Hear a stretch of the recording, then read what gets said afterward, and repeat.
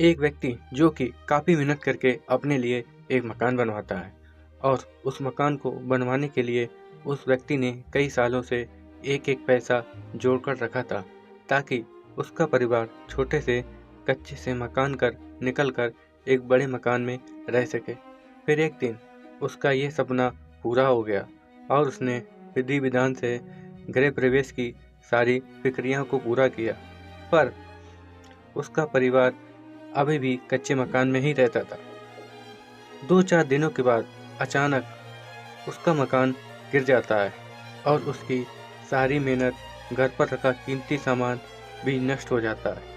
लेकिन जब वह मेहनती व्यक्ति खेती करके अपने घर को वापस लौटता है, तब वह देखता है उसके चारों ओर लोग भीड़ जमाव लगाए हुए हैं। लोग विभिन्न प्रकार की बातें कर रहे होते हैं, जैसे बेचारे ने कितनी मुश्किल से अपना मकान बनवाया, उसकी सारी संपत्ति और उसका जोड़ा गया पैसा भी बर्बाद हो गया।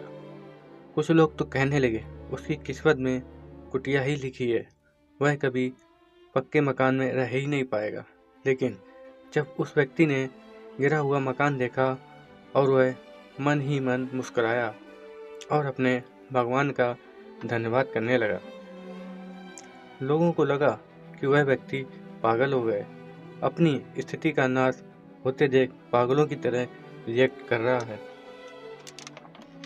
फिर उस व्यक्ति ने समझाया, अभी मेरा परिवार एक छोटी सी कुटिया में रहता है, अगर ये मकान कुछ दिनों बाद ढहता तो मेरा क्या होता, मेरे परिवार का क्या होता।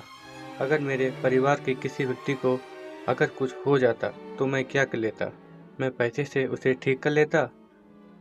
और वहीं अगर मैं इस मकान के अंदर होता और ये ढह जाता तो मेरे हाथ पैर में चोट लग जाती तो मैं क्या कर पाता। पर मेरा अभी कुछ नहीं बिगड़ा, मेरा परिवार सही सलामत है, मेरे हाथ पैर सही सलामत है, मैं दोबारा मेहनत करके फिर से मकान बनवा लूँगा। ऊपर वाले का धन्यवाद करता हूँ कि उसने मेरी परिवार की सुरक्षा की। ये मकान आगे चलकर ढह जाता तो मेरे परिवार के साथ क्या हो सकता था। लोगों ने उसकी बातों को ध्यान से सुना और उसे गंभीरता से लिया और उसकी बातों को अपने अंदर ढाल लिया। ईश्वर जो भी करता है आपके लिए अच्छा ही होता है।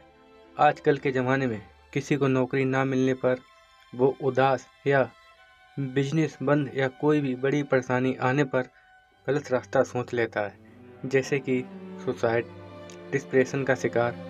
उसे ईश्वर पर भरोसा रखना होगा, ईश्वर जो भी करेगा उसके लिए अच्छा ही होगा। ऐसे करके हर व्यक्ति उस मेहनती किसान की तरह अपनी कुटिया में भी सुकून से रह सकता है।